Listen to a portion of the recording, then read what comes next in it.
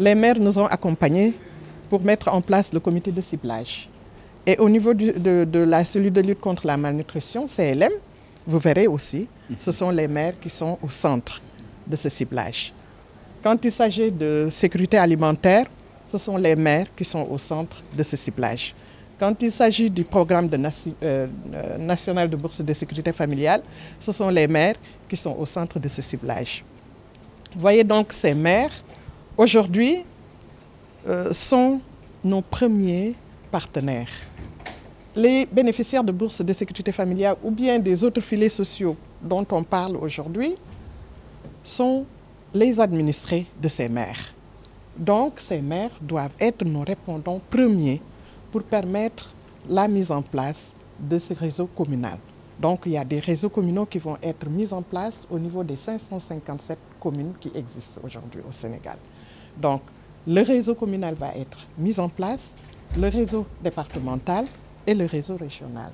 Et c'est à la fin que le réseau national des bénéficiaires de filets sociaux va être mis en place.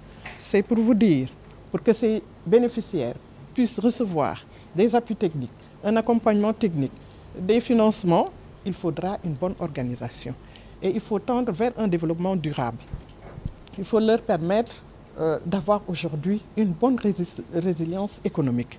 Et pour ce faire, il faut les organiser. C'est le seul objectif de la mise en place de ce réseau communal et qui va après être départemental et national.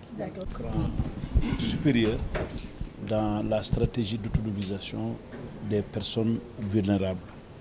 Puisque la vulnérabilité n'est pas seulement un problème économique, c'est aussi un problème social, c'est un problème d'appartenance. Le fait de les intégrer, de les structurer, de les organiser, de leur permettre d'accéder à l'information, de les mettre en contact avec les bailleurs qui peuvent les appuyer, les amener aujourd'hui à aller même chercher des bailleurs est une phase importante d'autonomisation, puisqu'on cherche à les autonomiser sur le plan économique, mais on cherche aussi à les autonomiser dans leur capacité à aller rechercher des partenaires indépendamment de la délégation, indépendamment des maires, pour pouvoir financer leurs activités.